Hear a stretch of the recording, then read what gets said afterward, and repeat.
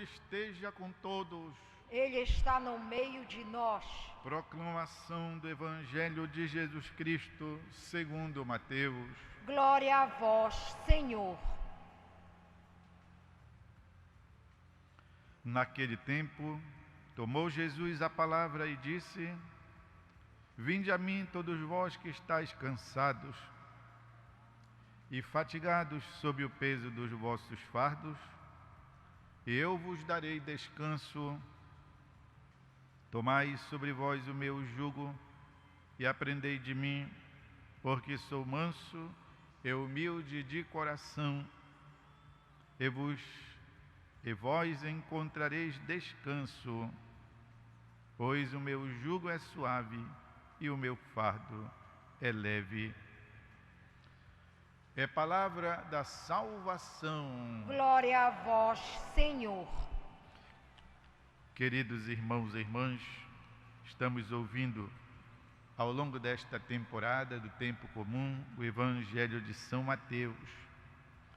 São Mateus, a certa altura, pelo capítulo 11, como estamos lendo, reúne várias expressões, várias exclamações de Jesus.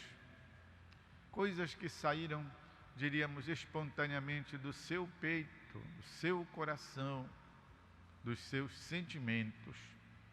Ouvimos ontem, por exemplo, a bonita exultação de Jesus, agradecendo ao Pai por revelar coisas sublimes aos simples e as esconder, pois, dos sábios, dos doutos, dos entendidos.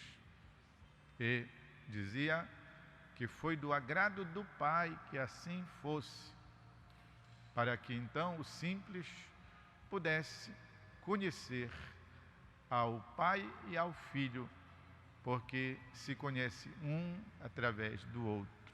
Ninguém conhece o Filho se o Pai não tiver revelado, assim como ninguém conhece o Pai se o Filho não o revelar.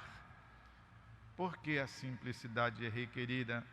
Porque o simples, por ser mais desprovido, ele é mais disponível do que o farto, do que o ganancioso, do que o sábio deste mundo. Já está tão cheio de si que não cabe mais nada, nem a revelação, nem o conhecimento de Deus. Portanto, Jesus exulta porque o Pai revelou coisas inefáveis, coisas sublimes aos simples. E nós queremos nos colocar na fileira dos simples, para podermos assim recebermos também esta divina revelação. Hoje, uma outra exultação de Jesus. Ele fala assim, diríamos, com o coração. É um convite. E é um convite que não exclui pessoas. De fato, ele diz: Vinde a mim todos vós que estáis cansados, abatidos sob o peso dos vossos fardos, e faz um ofertório, e eu vos darei descanso. Meus irmãos e irmãs, tantas vezes nós nos deixamos abater, seja por aqueles males, aquelas perseguições, atrapalhações que vêm de fora, e são tantas. O apóstolo São Paulo diz que nós somos perseguidos e instigados de todo lado, da frente, da costa, do lado direito, do lado esquerdo, de cima e de baixo. Nós somos como que tentados, perseguidos. Seja daquelas perseguições que vêm de dentro de nós, dos nossos traumas, dos nossos medos, das nossas paranoias, dos nossos remorsos, dos nossos pecados, porque de dentro de nós também saem estas coisas que atacam o nosso espírito, atacam a nossa psique. Então a gente fica sofrendo por conta dessas perseguições que saem de nós mesmos. E Jesus diz: vinde todos, todos vós. Muitas vezes os atazanamentos espirituais, as coisas morais, nos cansam e nos abatem mais do que se nós tivéssemos que carregar pedra, que fazer esforços físicos, que tivéssemos que fazer esforços agonísticos, como praticar esporte, como carregar pesos de fato. Essas coisas abatem e acabam consumindo a nossa energia, de modo que então a gente por vezes se prostra exângues, ou seja, abatidos.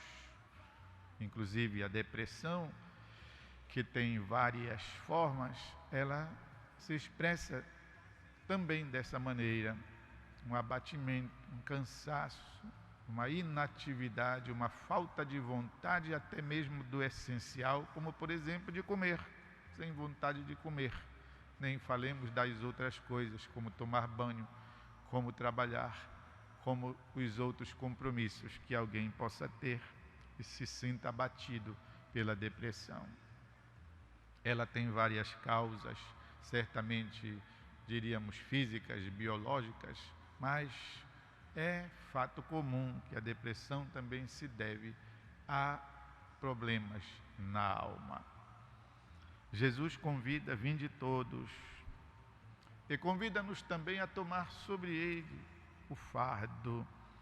Meu jugo, aprendei de mim, sou manso, humilde de coração, e vós encontrareis descanso.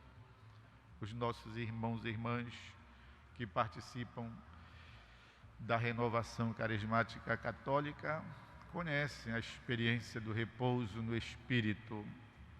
Discutido se de fato é um repouso no espírito ou é um momento de transe psicológico, o certo é que encontram nesta prática, que não é errada, alguma coisa que lhes traz sossego, até mesmo que descarrega coisas ruins que estejam no espírito de quem faz ou consegue fazer o repouso no espírito.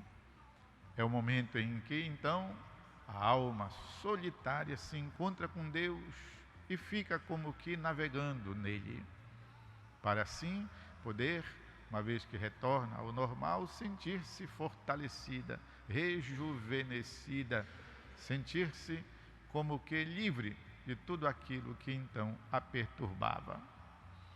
Jesus convida-nos também a praticar a humildade, porque ele diz: vinde a mim, sou manso e humilde de coração. Aquela dependência que nós precisamos ter de Deus. Claro, cada um de nós tem suas energias, tem o seu modo de pensar, o seu modo de ser, mas nós devemos reconhecer que deve haver uma dependência de nós para com o Pai, que nos criou. Afinal de contas, nós somos produtos da sua mão, como diz o Salmo. E manter sempre, então, por isso mesmo, com Ele um cordão, uma ligação. Eis a importância da comunhão.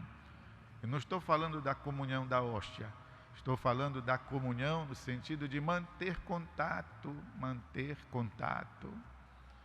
E não só nós temos esta necessidade, não só Deus quer isso, como Ele também, e é maravilhoso, providenciou para nós os meios, os recursos, mantermos-nos em comunhão com Ele, na palavra, na Léxio Divina, na meditação que os sacerdotes e os religiosos fazem, ou deviam fazer, na Santa Eucaristia, que nós, todos os dias, nós aqui celebramos, recebemos. Comunhão com Deus que nos vem, estamos vivendo o ano da misericórdia e o Santo Padre nos relembra. Comunhão com Deus que nos vem pela caridade. De todas as virtudes espirituais e morais, a caridade é a maior.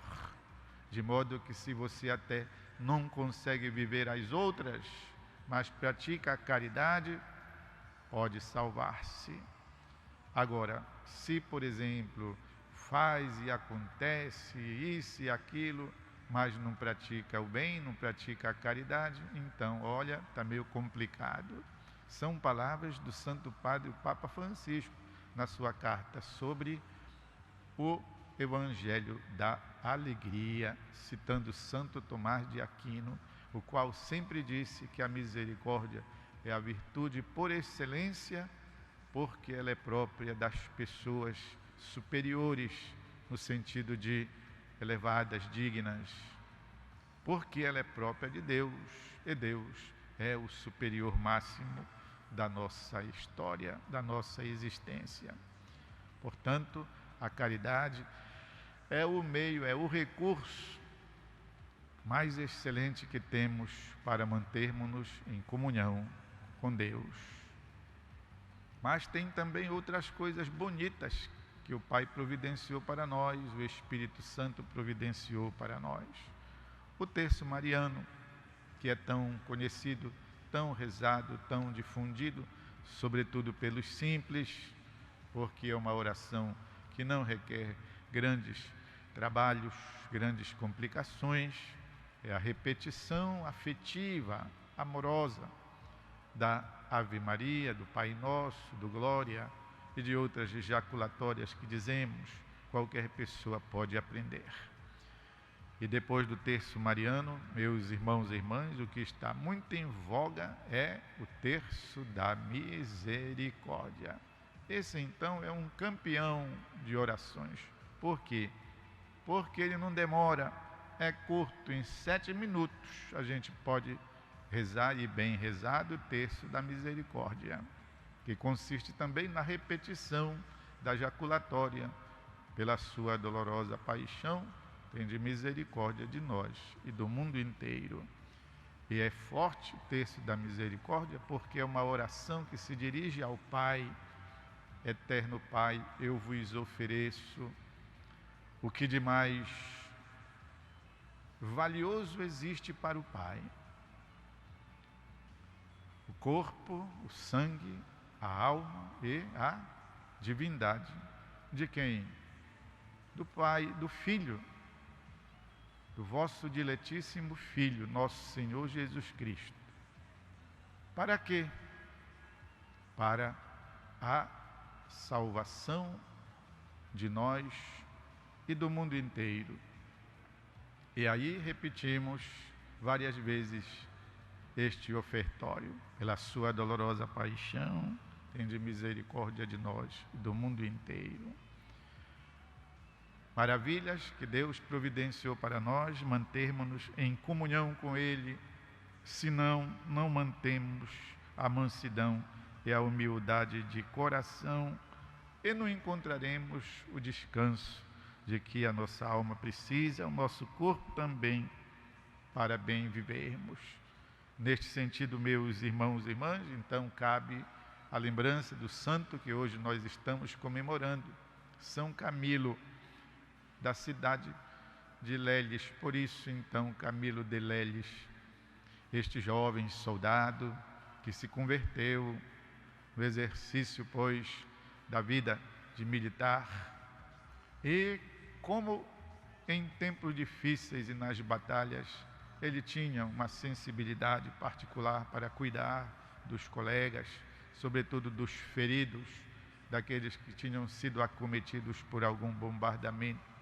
Ele então, depois que conheceu Jesus, decidiu formar uma instituição, um grupo de pessoas que com ele atendessem aos doentes, primeiramente construindo ambulatórios, construindo hospitais para cuidar daqueles que sofrem dos males do corpo. Sabemos que também acompanha muito a doença do físico, os males da alma. São Camilo de Lélis, pai dos enfermos, donde então a origem de uma congregação religiosa chamados camilianos ou padres hospitalares, porque se dedicam ao cuidado dos enfermos, têm hospitais e cuidam da saúde daqueles que estão então vivendo a fragilidade da condição humana, no momento assim em que saímos do sério, porque a doença nos tira do sério, nos tira, pois, do nosso raciocínio, do nosso estado de vida normal. Vamos pedir para nós a graça que Jesus quer nos conceder, podermos receber, acolher o seu fardo, o seu jugo, que é suave, e que isso proporcione então paz à nossa vida. Um instante de silêncio, recolha alguma coisa de bem para você, aqui da palavra, da meditação e do exemplo do santo.